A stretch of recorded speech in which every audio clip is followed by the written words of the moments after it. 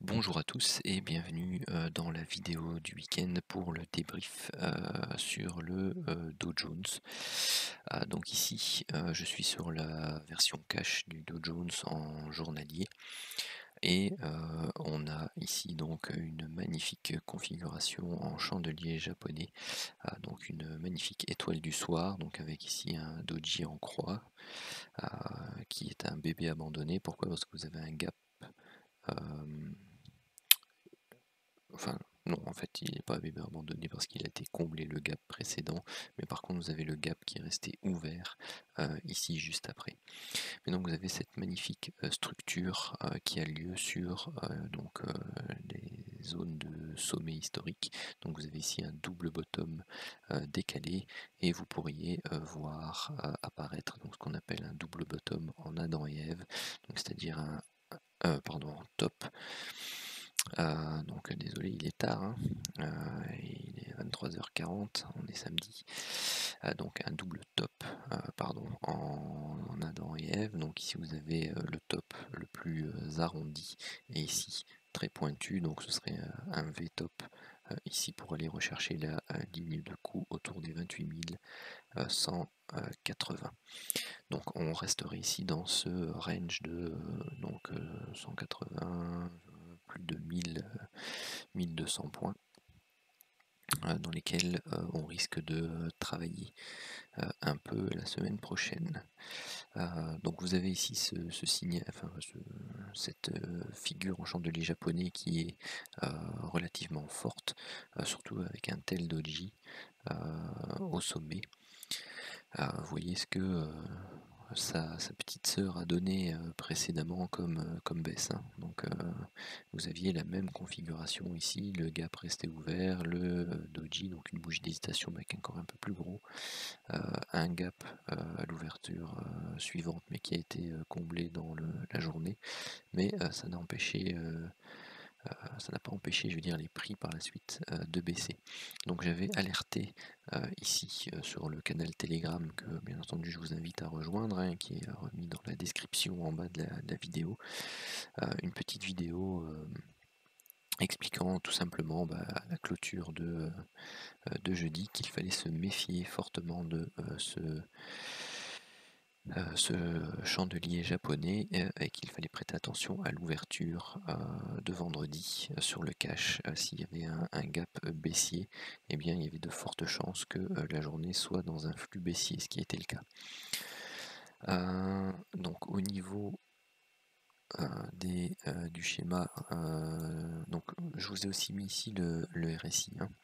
Donc il y avait la fameuse divergence dont je parlais dans mes vidéos précédentes, et vous avez sa petite sœur ici qui est présente, hein, donc entre ce sommet-là et ce sommet-là. Donc à voir si tout ça se valide, mais on pourrait facilement aller rechercher la zone basse ici, autour des 28 180, 28 400. Donc ça fait une belle marge de progression pour des swings. Ça n'empêche pas qu'on peut voir ici des petits rebonds et pour essayer d'aller chercher le gap qui est là avant de repartir un peu plus à la baisse. Pourquoi également? Tout simplement parce que dans la séquence haussière, donc dans le décompte haussier sur le cash, eh bien vous pouvez ici avoir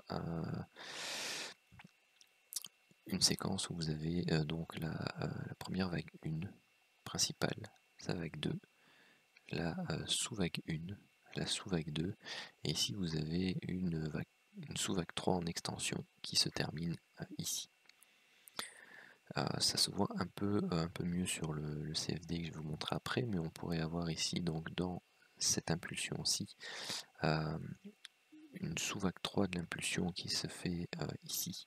Vous avez une correction en 3 temps baissière, une correction en 3 temps haussière et une correction en 5 temps baissière, qui donne un plus bas que le précédent. C'est une structure en flat, en expansion, qui se retrouve très fréquemment en vague 4 ou en vague 2.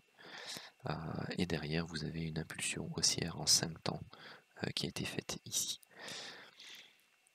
Donc pour moi, ici, on pourrait très bien être sur un sommet de sous vague 3 Donc si on a notre vague 1 principale, ici notre vague 2 principale, notre sous-vague 1 principale, sous-vague 2 principale, sommet de sous-vague 3 principale, et ici on travaille cette zone-là pour une sous-vague 4 principale et ensuite repartir à la hausse. Dans le décompte baissier, et bien tout simplement on serait arrivé ici au terme, donc au sommet de notre fameuse vague D, de notre porte-voix hebdomadaire, et donc on serait sur les prémices de la baisse que tout le monde attend pour un on peut appeler ça un crack, hein, puisque ça devrait nous ramener sur les 21 400 au minimum, et ça représente 25%, peut-être même maintenant un peu plus, en tout cas plus de 20% de baisse sur l'indice. Donc il faut prêter attention à ce type de figures qui peuvent se transformer en figures de retournement de tendance. Donc si vous allez rechercher la ligne de coup, vous avez un petit pullback, vous venez la casser et puis vous êtes parti pour la dégringolade en fonction de la psychologie de marché qui s'installe. Sur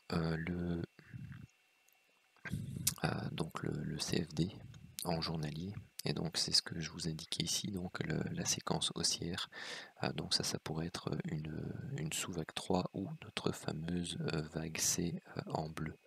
Donc vous avez ici une première hausse, vague 1 en noir, correction, vague 2 en noir, vague 3 en noir, un flat ici en expansion pour la vague 4, et ici vous avez notre vague 5 qui serait terminée. Donc vous avez ici le décompte pour une vague 1, une vague 2, une vague 3, et donc c'est ce que je vous disais, un petit A, un petit B, un petit C, un petit A, un petit B, un petit C. Donc vous avez vous deux structures en 3 temps et une structure ici en 5 temps, donc un petit 1, un petit 2, un petit 3, un petit 4, un petit 5. Et vous voyez que par rapport au cash, le CFD, la troisième partie de la structure ici ne fait pas un nouveau plus bas. Donc on a une vague qui se termine avant d'avoir fait des nouveaux plus bas, et ça généralement ça implique donc ce qu'on appelle une structure tronquée. Ça implique une impulsion forte derrière pour la validation du mouvement. C'est ce que vous avez eu ici, donc très forte. Et donc ça ferait donc la sous-vague 1 de la vague 5, sous-vague 2 de la vague 5, sous-vague 3 de la vague 5, sous-vague 4 de la vague 5 et sous-vague 5 de la vague 5 noire ici, qui termine donc soit notre petite vague C bleue, et donc qui elle termine donc notre vague D orange sur des zones de résistance mensuelle suivant les techniques d'extension Fibonacci. Et ensuite, et bien tout simplement, et je vois qu'il est plus là. Ah si, il est là, hop, il est un peu plus bas. Et donc vous voyez, c'est cette fameuse sous-vague 3 bleue ici, dont je parle sur le cash, qui viendrait de se terminer sur les derniers plus hauts.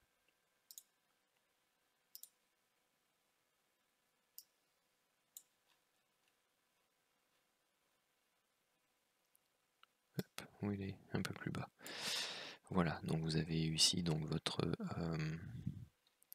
grande vague 1 orange, vague 2 orange, vague 1 bleue, vague 2 bleu, et c'est même pas encore en fait celle-ci, c'est la sous-vague 3 de cette 3 bleue là.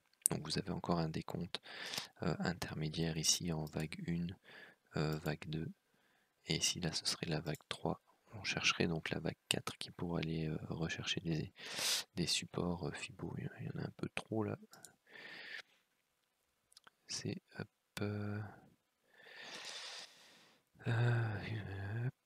de toute façon pour que ce soit clair.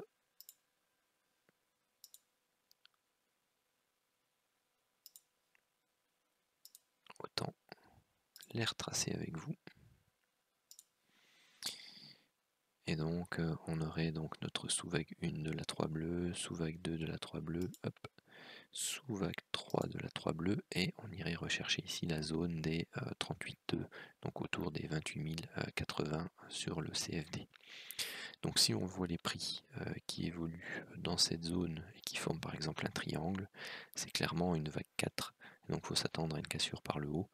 Et bien si on travaille ça de manière un peu plus, je vais pas dire impulsive, mais un peu moins latérale, et bien il faut s'attendre à aller rechercher ici les 38,2. Donc les 23,6 ici dans un premier temps, qui correspondent aussi à un niveau chartiste. Donc je vais peut-être rezoomer, hop, pour que vous voyez un peu mieux. Donc voilà, ce niveau chartiste ci, donc cette zone. Donc on pourrait avoir fait la première phase corrective, une correction à la hausse, et ici la deuxième phase corrective pour aller rechercher de nouveau cette zone-là. Mais on peut très bien aller rechercher aussi les 50% Fibo et vraiment travailler l'intérieur de la sous-vague 4 précédente. Donc ça, les prix aiment bien. Et donc voilà, donc principalement les deux scénarios qui soient aussi long terme ou baissier moyen terme sont pour le moment dans des configurations baissières. Donc il est important, tant qu'on n'a pas des structures sur les unités de temps inférieures clairement impulsives haussières qui se mettent en place, et bien de rechercher les pullbacks pour faire des ventes. Donc ça c'est mon analyse personnelle. Et l'invalidation, ce sont les plus hauts historiques par rapport à ces deux schémas de vente pour la semaine prochaine. Un petit mot peut-être sur le Bitcoin aussi, parce qu'il arrive aussi dans une phase relativement intéressante. Donc vous aviez eu ici cette très belle hausse, vous aviez eu ici donc la longue baisse corrective ici, donc qui nous a emmené de mémoire quasi sur les 50% si je me trompe pas, un peu plus bas, même un peu en dessous des 61,8. Et donc ça peut clairement être une structure en soit vague A, vague B correctrice, et on va aller rechercher une vague C pour corriger complètement ce mouvement de baisse là, et ensuite repartir à la baisse. Soit, si je vous le prends en hebdo, ce sera peut-être un peu plus visible.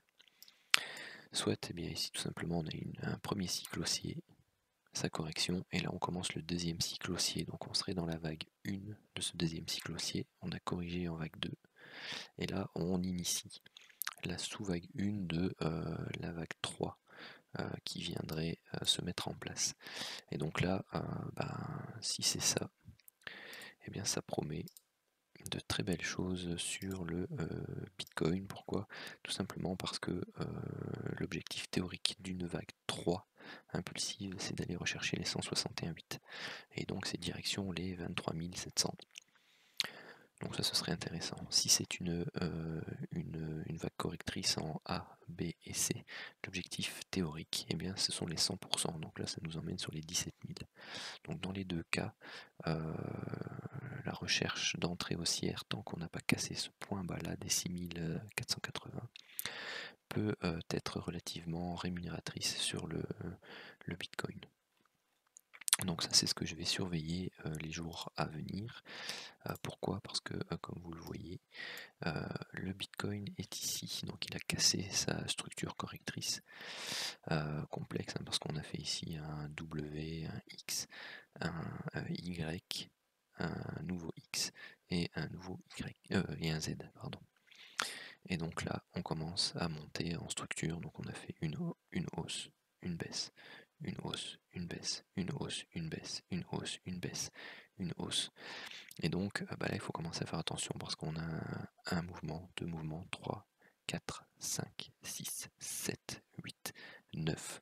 Et donc une structure en 9 temps comme ça peut correspondre à une impulsion haussière initiatrice dont l'une des trois vagues motrices principales, donc soit la vague 1, la vague 3 ou la vague 5, soit en extension. Donc ça c'est typique. En plus, ici on arrive sur des niveaux de chartistes relativement intéressants comme résistance. Pourquoi? Eh bien tout simplement parce que vous allez retrouver ici ce qu'on appelle la zone d'apex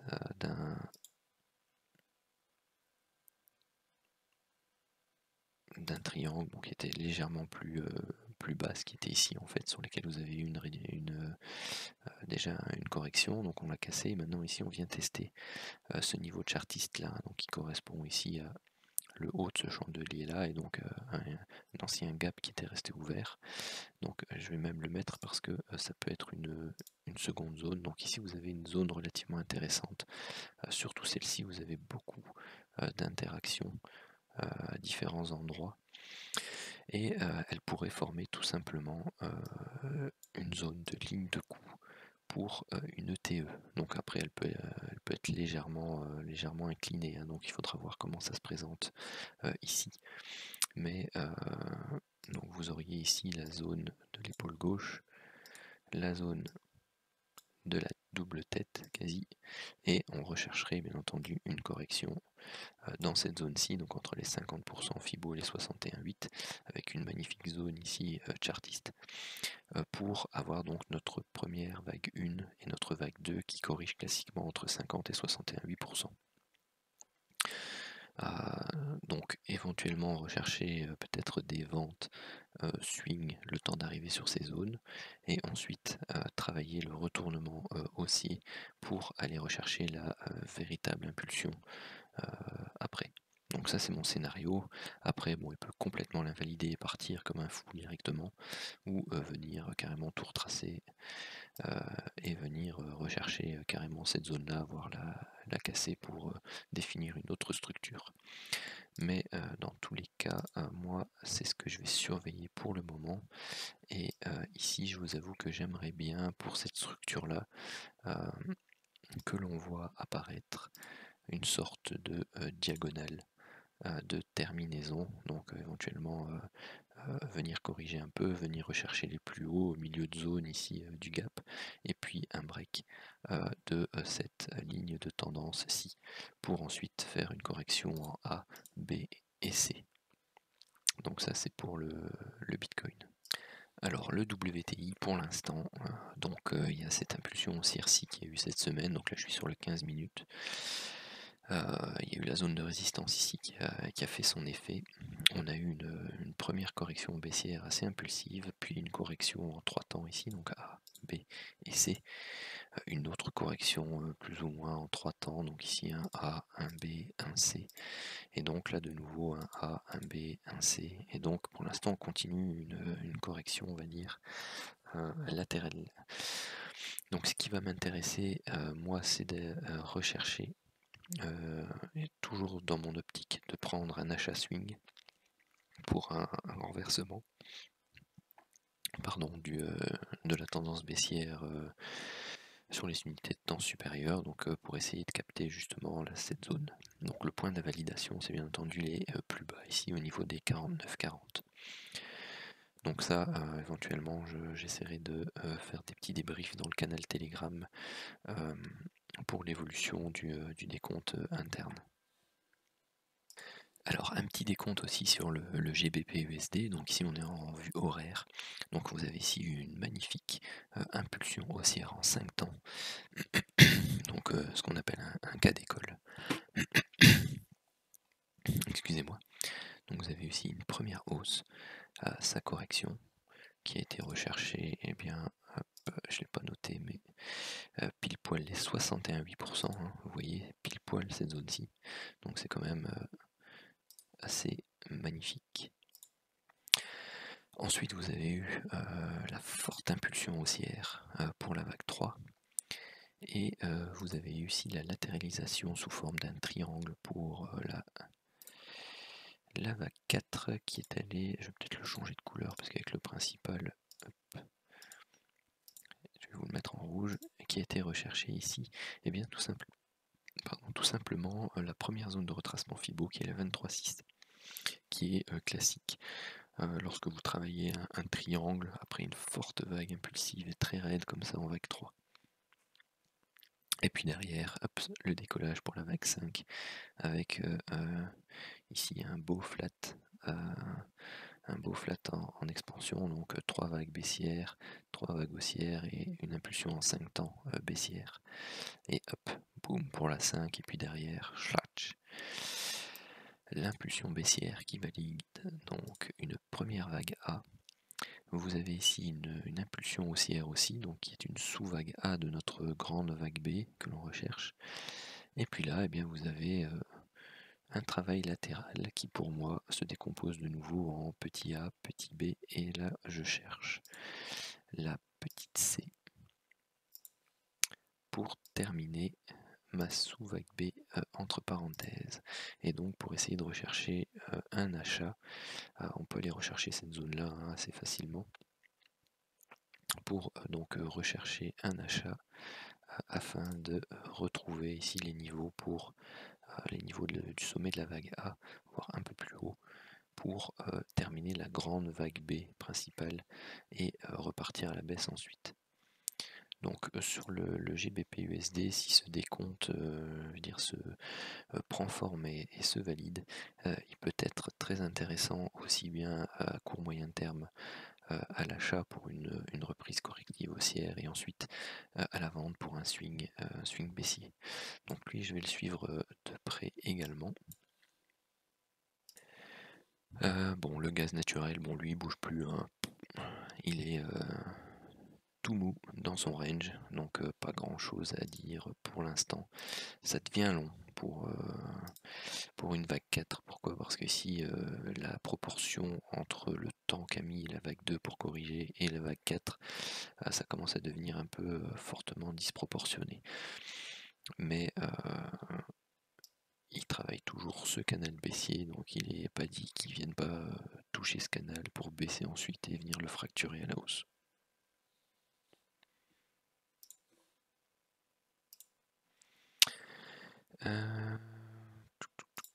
Mon petit euro MXN, donc voilà, il y a une belle structure impulsive baissière ici en 5 temps, mais pour l'instant on valide pas de structure impulsive haussière pour un retournement haussier.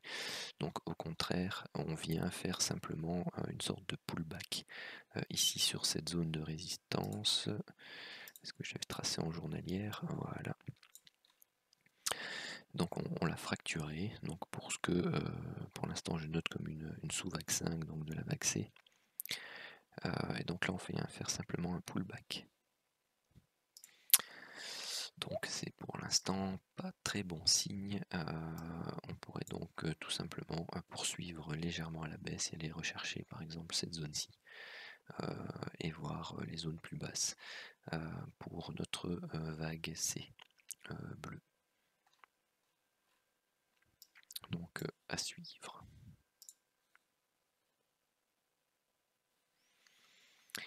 L'AUDNZD, donc je ne sais plus si j'en avais parlé dans les vidéos précédentes, mais pour moi, ce petit coquin sur le long terme, il est dans une structure baissière en 5 temps, donc vague 1 mensuelle, vague 2 mensuelle, vague 3 mensuelle, A, B, C, D, E pour un triangle de vague 4 mensuelle.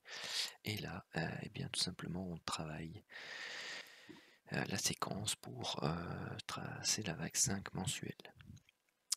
Donc, alors soit vous avez ici une sous-vague 1, sous-vague 2, sous-vague 3, sous-vague 4 et la vague 5 ici. Et donc, en fait, notre vague 1 bleue se trouverait plutôt là. Si c'est la première sous-vague de la vague 5 mensuelle, soit c'est notre vague 5 mensuelle. Et donc cette structure-ci que j'ai interprétée pour l'instant,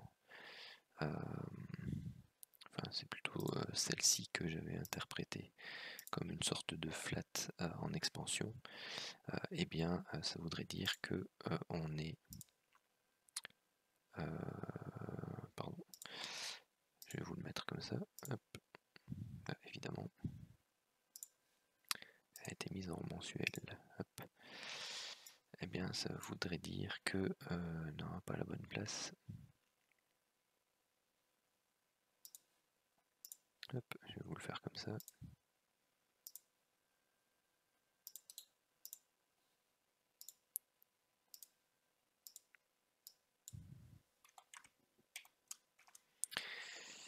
Eh bien, tout simplement que cette dernière jambe baissière ici constituait la fin de la vague 5 mensuelle, donc une vague 5 très courte.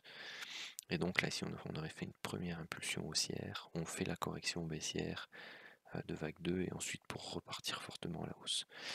C'est pas mon scénario favori. Pourquoi? Eh bien, tout simplement vu l'impulsivité et le retracement ici de cette vague-ci. Pour une vague 2, c'est pas franc du collier, comme on va dire. Donc c'est pour ça que pour l'instant j'ai plutôt une vue de ce type-ci, donc où ici on a fait une première impulsion baissière, et puis là on travaille sa correction, donc on a fait une vague A, une vague B, et on travaille ici une sous-vague 1, sous-vague 2, sous-vague 3, sous-vague 4, sous-vague 5, peut-être dans cette zone-là, ici. Hein.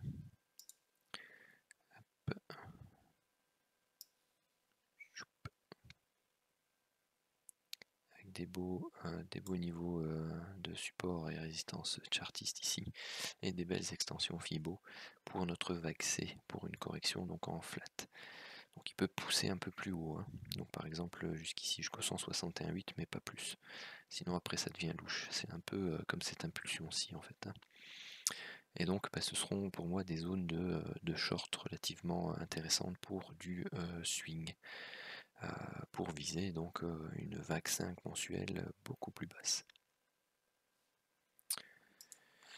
Et je pense que c'est tout pour le tour des actifs. Bon, l'USD MXN c'est un peu le même principe que l'euro MXN. L'USD JPY, non rien de spécial. L'or, bien elle est toujours dans cette structure corrective horaire. Donc est-ce qu'elle va nous dessiner un triangle? Est-ce qu'elle nous a fait ici une première phase de correction, une première impulsion ici en 5 temps, hein. Donc vous voyez clairement ici vague 1, vague 2, vague 3, vague 4, vague 5, et par contre elle n'a pas fait un nouveau plus bas par rapport à celle-ci. Donc c'est potentiellement ici une vague correctrice haussière que l'on fait, et lorsque l'on viendra fracturer à la baisse ce canal aussi, eh bien on aura une petite confirmation pour un futur trend baissier.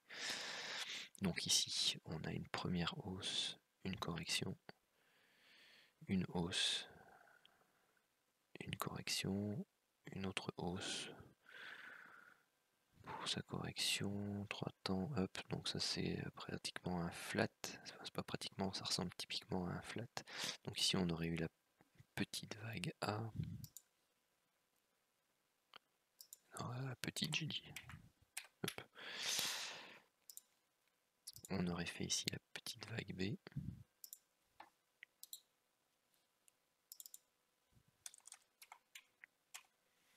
Et on cherche à travailler une petite vague C.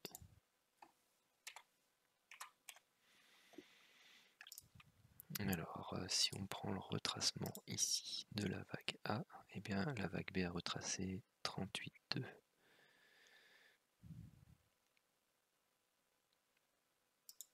Si je vois bien, hop, mettre en rouge. Voilà, bon, je travaille un peu avec vous, hein, hop, voilà, 38,2, voilà, ce qui est pas beaucoup. On aime plutôt avoir 50% de retracement. Et ici, donc, on aurait peut-être fait pouf, directement la vague C là, les 61,8. Enfin, en tout cas, on ferait une correction complexe, donc en A, P, C pour un W, une structure en X, et là on travaille ici un A, un B et un C pour une Y. Et dans tous les cas, bon, c'est une structure complexe, corrective haussière qui doit se terminer par la cassure par le bas du canal. Si vous voyez qu'on remonte un peu trop haut et que forcément qu'on vient fracturer à la hausse les derniers plus hauts horaires ici, bien tout simplement c'est que le décompte ici était erroné. Pourquoi? Parce qu'on peut toujours avoir ici une impulsion haussière, avoir une vague A, une vague B et travailler une vague C.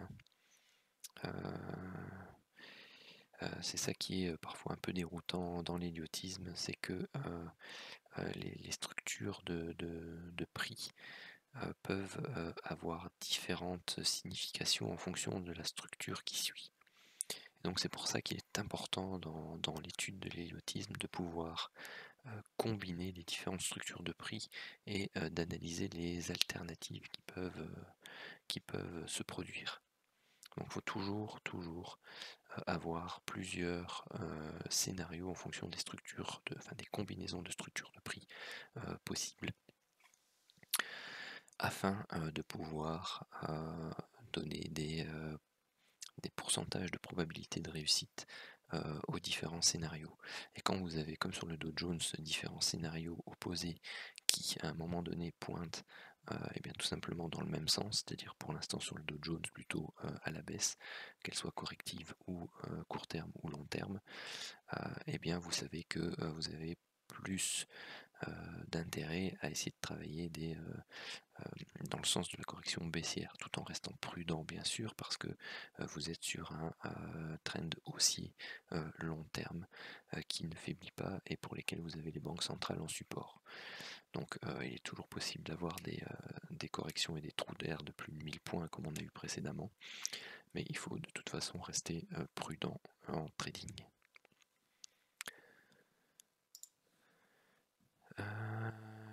Et ensuite, je pense que j'ai tout passé ce qui était intéressant en revue. Bon, désolé le DAX, j'ai essayé de faire un truc vite fait pour ceux qui tradent le DAX. Hop, voilà, petit exercice pratique en direct, parce que bon, le DAX, moi je le traite pas beaucoup, mais je vais vous dessiner quelque chose de très simple en Elliott. Hop, je vais peut-être configurer la flèche de manière un peu plus épaisse et en noir, un peu plus épaisse. Hop, voilà. Donc juste pour faire de ah mince. Non, c'est pas ça que je voulais faire. Hop. De manière vraiment schématique pour que vous puissiez vous repérer.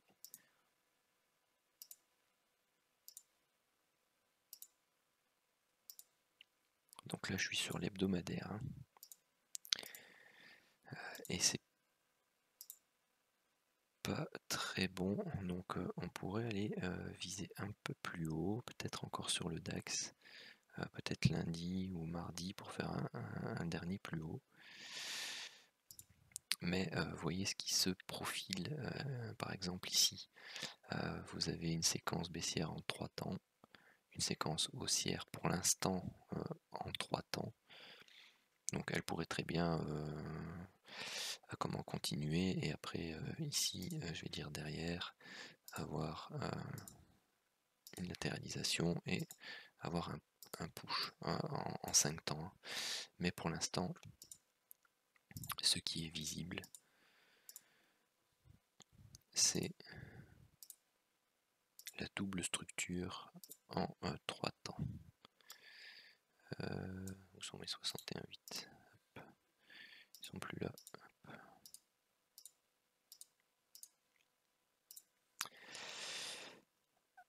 Et donc ça peut très bien être une structure en flat. Donc vous avez une structure correctrice en 3 temps baissière, une structure correctrice en 3 temps haussière, où on vient faire des nouveaux plus hauts. Donc c'est un flat en extension, et où derrière vous avez une structure assez pentue en 5 temps correctifs qui doit nous emmener au niveau des 10 200. Donc ça c'est une possibilité, donc ça c'est un scénario swing baissier. Et vous voyez que ici par exemple, je vais peut-être zoomer, et donc là pour l'instant vous avez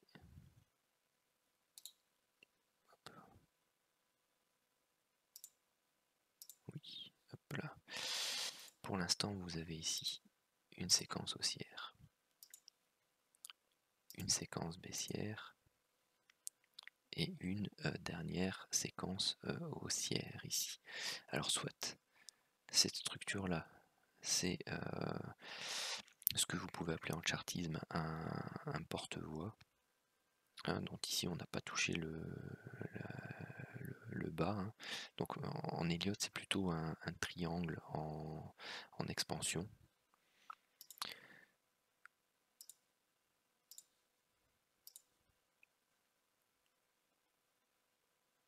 Je sais même pas comment tracer éventuellement le... On va dire comme ça, voilà, vous avez une vague, 2 vagues, 3 vagues, 4 vagues, 5 vagues, et vous allez en chercher de nouveau plus haut.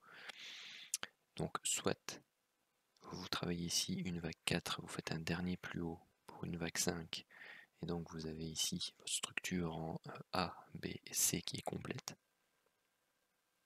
Hein, parce que vous avez ici votre structure en 5 temps.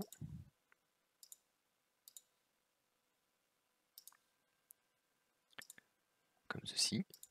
Et derrière, vous crachez à la baisse.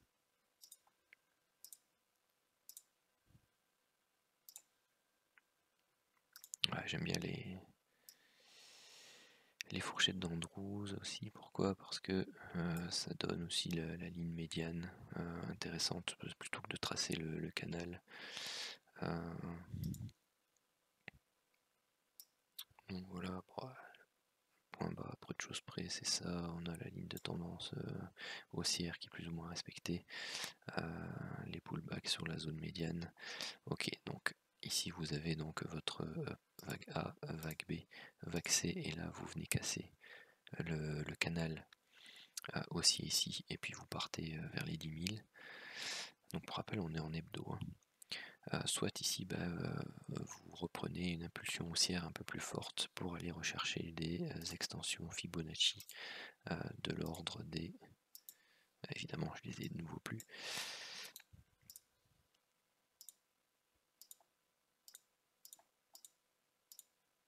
Hop, des 123, 138 et 161,8.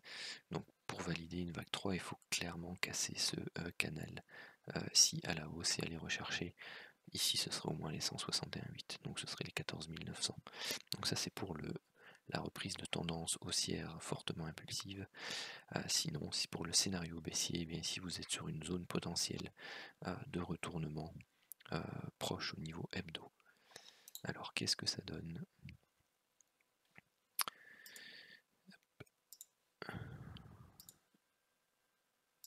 Je vais baquer ça parce que ça va nous gêner sur les unités de temps inférieures. Ouais, c'est vrai que je peux faire ça, ça va plus vite. Donc allons voir en journalier. Donc voilà, si vous allez voir en journalier, tout simplement, vous avez ici votre structure baissière en 3 temps. Donc vous avez A, B, C, votre structure haussière en 3 temps, A, B et C, et votre structure baissière en 5 temps, A, B, 1, 2, 3, 4 et 5. Donc vous avez ici une structure en flat de vague 4. Ce qui implique que cette forte hausse ici, bon, il manque un petit plus haut, un petit chouïa plus haut pour dire de finaliser. Donc est-ce que cette structure-ci est une structure de vague 4, hein, donc ici une structure de vague 1, 2, 3, 4, correction peut-être jusque là, sur la zone chartiste ici des 13 380, avant un dernier plus haut et avant la phase correctrice. Donc ça se profile pas trop mal en fait sur le DAX par rapport à cette vision.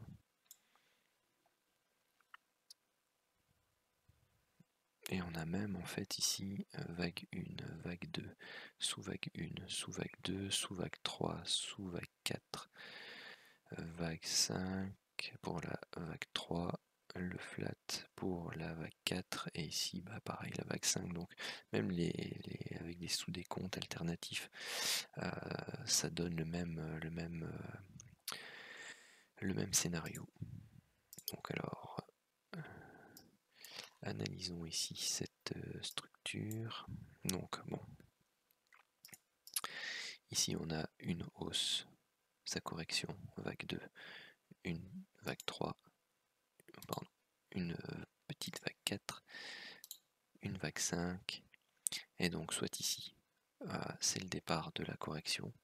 Donc si on vient à fortement baisser derrière, vous avez soit donc une sous-vague 1 de la vague 5, vous corrigez pour la sous-vague 2 et vous repartez à la hausse, soit vous avez terminé ici la vague 5 et donc c'est une vague 5 qui en réalité n'est pas trompée parce que la vague 3 est ici.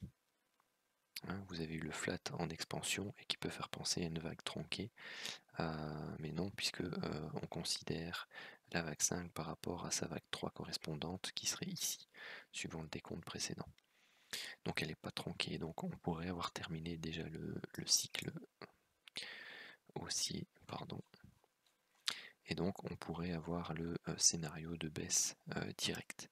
Soit ici, cette vague 5 n'est pas terminée et on a une décomposition en 9 temps. Donc on a vague 1 principale, vague 2, sous-vague 1, sous-vague 2, sous-vague 3, sous-vague 4, sous-vague 5 pour la vague 3, vague 4 et vague 5. Et ensuite on décroche.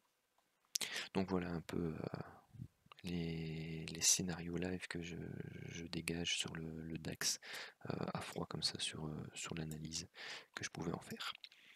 Voilà, n'hésitez pas à partager cette vidéo, à la liker, à vous abonner à la chaîne, à vous abonner au canal Telegram où on est pas mal. Donc je ne sais même plus combien nous sommes. Hop, voilà, c'est celui-là, Hello2Wave and Algo, et on est pour l'instant 288 membres, donc où on partage sur tous les actifs avec les différentes méthodes. Donc le lien est en description, n'hésitez pas à nous rejoindre et à partager tout ça à vos amis si vous trouvez que c'est intéressant. Je vous souhaite sur ce, après 45 minutes de vidéo, quasi une très bonne journée, un très bon dimanche, très bon week-end, très bon début de semaine.